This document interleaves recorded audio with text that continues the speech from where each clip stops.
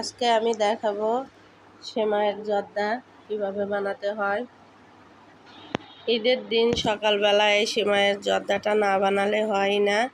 আমার শাশুড়ির হাতের সেমাইয়ের জর্দা, এটা খেতে খুব মজা হয়। সেমাইয়ের জর্দাটা বেশি ঝরঝরেও না আবার নরমও না, খুবই মজা হয়। কিন্তু গরম পানির ভিতরে যে সিদ্ধ করে নিচ্ছি এই জিনিসটা খুবই কঠিন। আমিও এখনও ভালো পারি না, আমার শাশুড়ি মা করছে। দেখেন, পানি বলক উঠে যাওয়ার সাথে সাথে সেমাইটা দিয়ে অমনি ডালায় ঢেলে নিয়ে ঠান্ডা পানি দিয়ে দিতে হবে। দেখতেই পাচ্ছেন, ঠান্ডা পানি দিয়ে ঠান্ডা করে নেওয়া হচ্ছে। এই কাজটাই কঠিন এই জর্দাটার। এই কাজটা যদি ঠিকঠাক মতো হয় তাহলে জর্দাটা অনেক মজা হয়। দেখেন, সেমাইটা কিন্তু গলে যায়নি, শক্তই আছে একটু। এদিকে কড়াইয়ে ঘি দিয়ে তার ভিতরে বাদাম, কিশমিশ, দারচিনি, এলাচ সব মশলা দিয়ে দিলাম।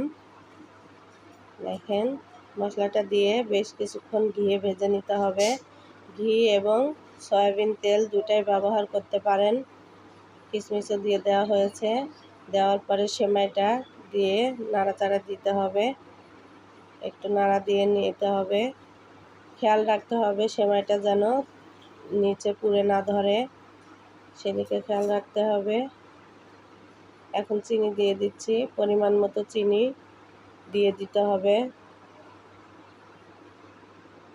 চিনিটা আপনাদের মিষ্টি স্বাদ অনুযায়ী দিবেন, যে যেরকম মিষ্টি খান সেভাবে দিবেন।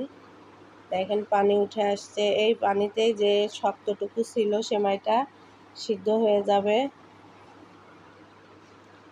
এখন নাড়া দিয়ে পানিটা কমিয়ে ফেলতে হবে, ঝরঝরে করতে হবে। আর এদিকে আমি অফ ক্যামেরায় নারিকেল জাল দিয়ে রাখছিলাম, সেই নারিকেলটা দিয়ে দেওয়া হয়েছে, কিন্তু দেখাতে পারিনি, ভিডিওতে আসে নাই। নারিকেল যেভাবে জাল দেন আপনারা পুলি পিঠার জন্য, ওইভাবে জাল দিয়ে নেবেন আগে থেকেই। এই যে দেখেন, আমি দেখাচ্ছি, এই নারিকেলটাই দিয়ে দেওয়া হয়েছে। আর বাদাম, কিশমিশ সব দিয়ে দিবেন। আল্লাহ।